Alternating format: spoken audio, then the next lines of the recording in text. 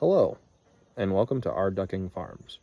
I'm currently out at the farm, and today I'll be giving you a tour, talking a little bit about the why and how, and what our long-term and short-term goals are with the farm and the business. So initially, my wife and I purchased 16.5 acres of a mix of timberland and pasture in Q4 of last year. We spent the better part of the winter and early spring getting the property partially cleaned up as much as was physically possible, and getting a small cabin set up. We currently have well water and electricity out the property, but no sewer, which is the biggest hangup. We're currently building our own house. We've started with laying footers and pouring concrete, and we've acquired a few animals. We have 4 pigs, 12 ducks, and 1 beehive. Here we have the old farmhouse, and I'll be taking you inside. It's a little bit run down, as you can tell. It is not livable. In areas, definitely the floor is an issue. So the previous owners had left quite a bit for us to clean up, but I'll be showing it to you anyway. So here we have the old house. You can kind of see up and in a bit. It's definitely not something we can rehabilitate. The foundations are stone. There's a whole bunch of old tools in here, an old table saw, and, well, part of the walls are missing. I've since added a brief lean-to as a pump house to protect our well pump.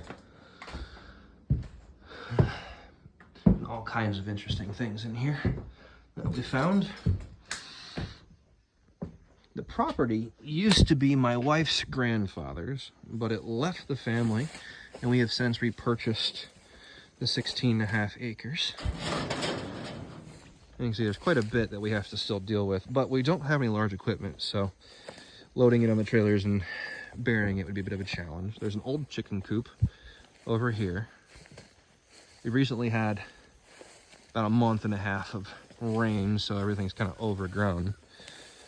I've dealt with the area around the main house cabin. Down here there's what used to be an old shop.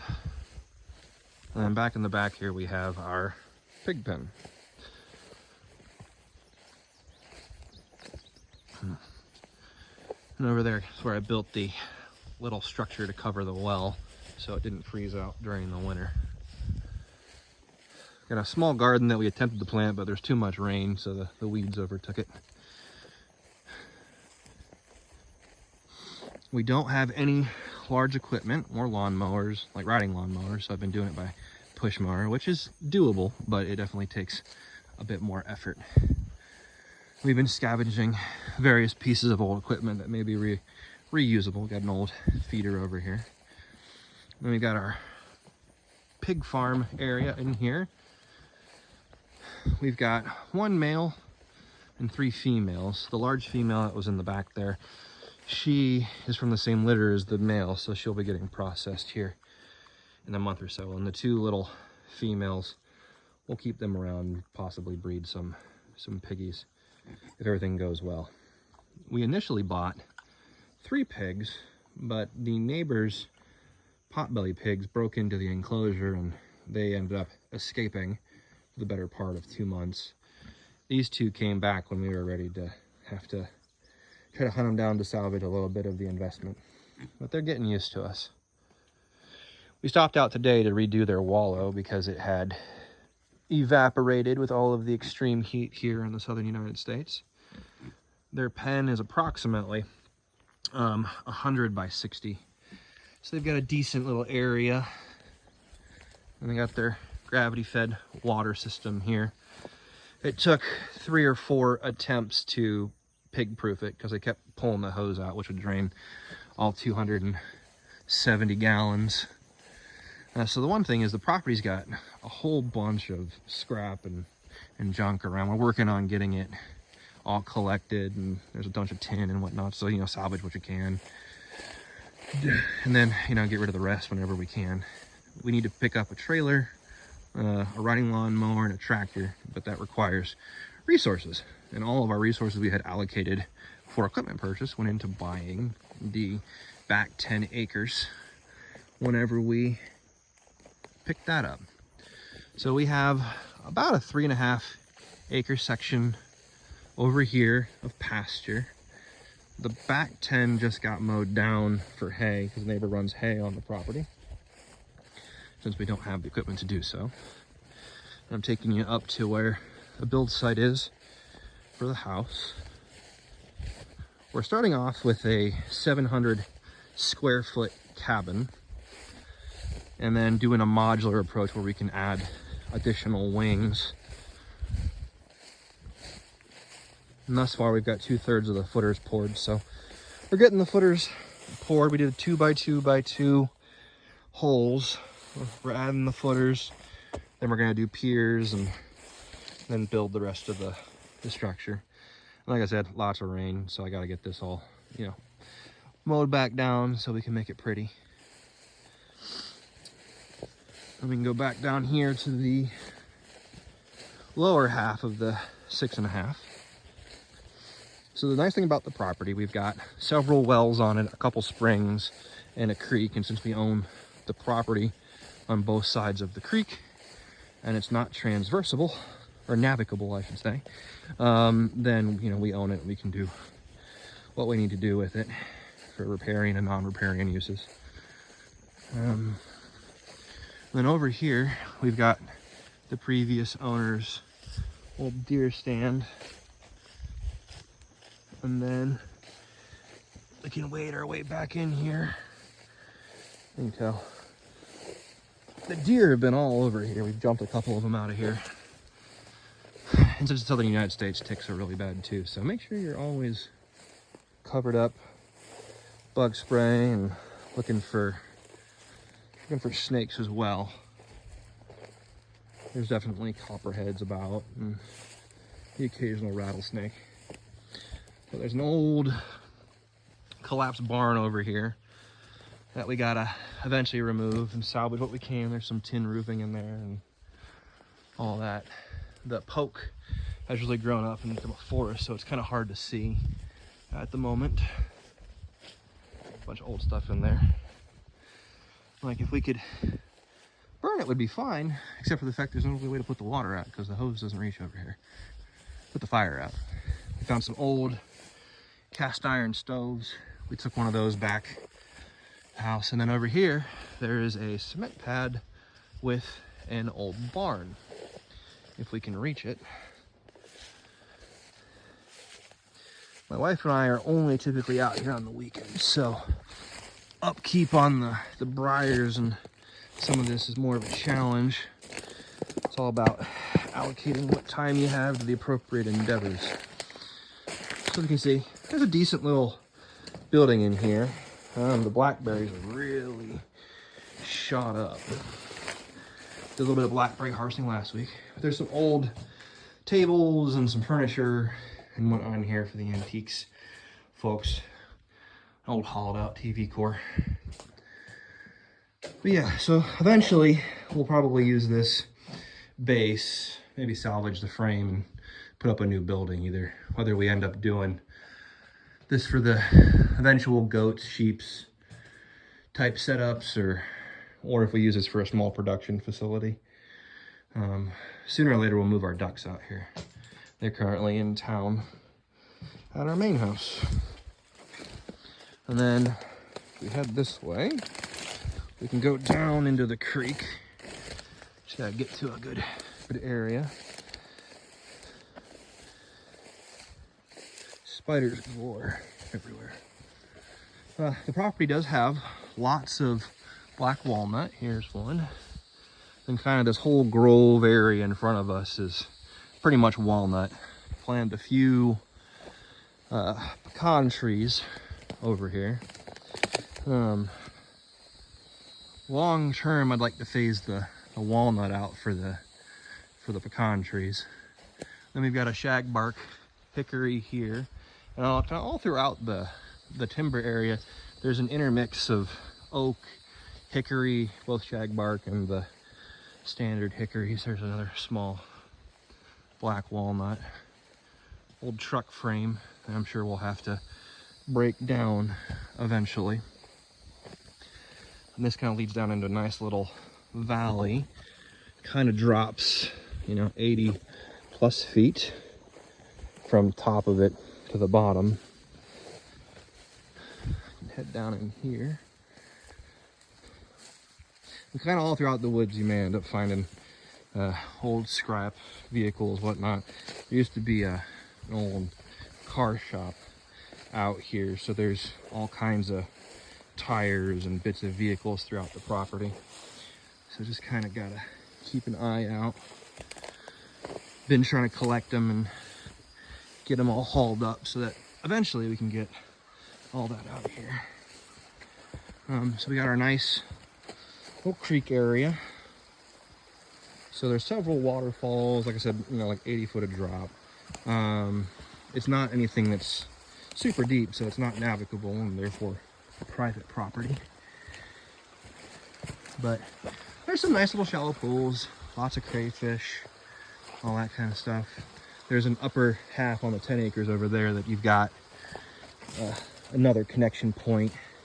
Then at various points through here, there's at least 3 springs that we're aware of that feed into the creek. So it's a year-round water supply.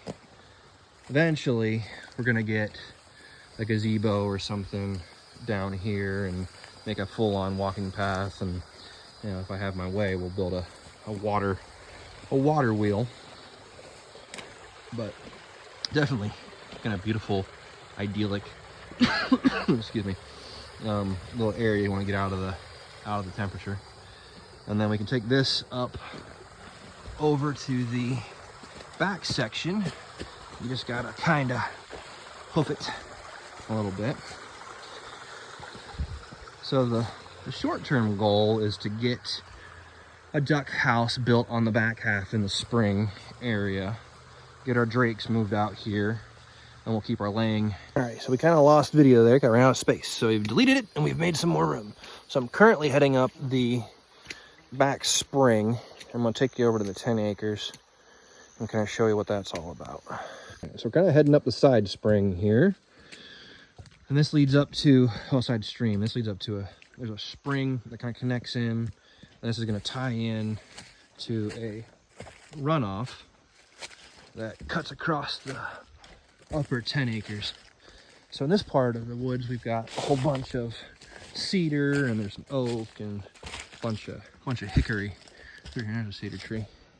So eventually we want to use some of this for making posts and whatnot. Because if you've seen the price of a T-post right now, it's a little outrageous. And I don't have several $1,000s to dump onto T-posts, but I do have a chainsaw and I have trees.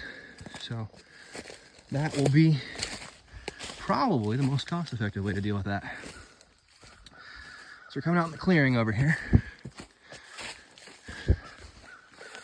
On the 10 acres up here, there's another dug well, or drilled well. It's up here in the, covered by that white dome there. And you can see they got the hay done with our first cutting. So I'm interested to see, yeah, bugs, what we got in terms of total bales, so we can start mapping that out for next year. We don't do any kind of seeding or fertilizing, so it's just whatever grows naturally out here. But long term, we want to get the house built, we want to move out here. I want to start a winery or a distillery, which is what my background is, a winemaker for a decade. So if we can eventually facilitate that, that'll be the long-term goal. So right here is kind of the property line. So you can see we've got what appears to be at least 5 bales in this section. You know, watch out for these big old ticks. Ugh, that's massive. Got down right on me. So we got one little strip here. We have this overflow area where a creek will pop up during the kind of flash flooding area. This kind of goes into the main section. So we got another 5 bales over here. And then over in this far corner, there's another creek that runs through that little wood line. Oh, we got 6 bales. And then kind of all on the edges here, there's blackberries, which we did some picking this past weekend. We got some. It's a good time. Yeah, and then the next thing we're gonna do, oh look, you can see there's some walnuts coming in right there. The next thing we're gonna do is we're gonna start selling, cottage produced goods. Our state has rules that allows us to do certain non-ready to eat and non-perishable items without permit and sell at farmers markets and all of that. So we're gonna endeavor to do some of those products like syrups.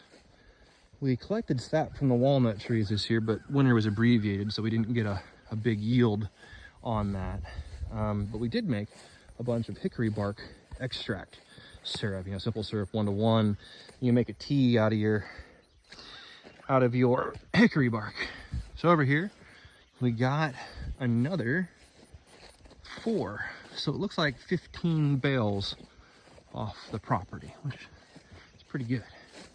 So that back area behind where they're mowed, there's a spring there, and basically that whole area is soggy. So we can't really cut that right now. When it dries a good bit more out in August. So then we can get that brush hogged around there.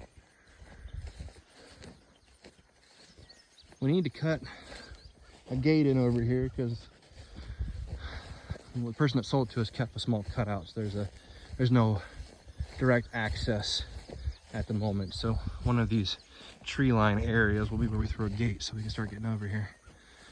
Gotta wade through all of this. But this is where we're gonna put the ducks whenever we move them out here. Might be like hill, but this is basically marsh at this point because of all the rain. Let's see where the bunnies have been running through here. And we get over here, see that shovel handle. That's where we dug a little spring out here in early spring, and it has since become a full ecosystem, frogs, tadpoles, otherwise. If you've seen some of the shorts, and then you would have seen some of that. But yeah, some tadpoles there. But this stays wet most of the year, and it's always just coming up out of the ground. So we dug a little, 4 foot by 2 foot deep little area, and it filled up and stays full. So eventually we ducks out here and we'll put a pond. So I've completed my walk back up to the main part of the property, and here's my beehive. Bees are hanging out, trying to cool down from the looks of it. Later this week, I'm gonna do a full, I'm backing away because they're a little spicy. I'm gonna do a full inspection on them here on the weekend with my gear and smoke so I don't get tagged. We originally had another hive, but they absconded right off the bat. So this was hive number 2 from a package. Sorry, I'm getting swarmed by bugs. So yeah, we'll see how that all turns out. And we're back to where we started. So full disclosure, I do not know what I'm doing when it comes to homesteading. So I'm not an expert. I'll never claim to be. I can only tell you what I have learned whilst doing. Additionally, my only farming background, I have a degree in viticulture from when I was a winemaker and whatnot. Grape growing is very different than raising livestock, row crops, or anything else. So I'm just kind of winging it, and we're going to see how it turns out. YouTube and other homesteading channels have been a great resource, and ultimately that's kind of what inspired me and my wife to undertake all of this. So eventually I'll be doing other videos where I explain to you my mistakes and what I've learned and what I would change from the start already, and we're only 7 months in. And as far as building a house, my wife and I bought a old 100-year-old home, remodeled that, and we felt that gave us enough experience to endeavor to build our own. So with a little bit of YouTube university and some due diligence on permitting and otherwise, we're going to give it a shot. So hopefully you enjoy what we're putting together, and we'll, you know, kind of follow along and maybe learn from my mistakes. And yeah, we'll see you on the next one.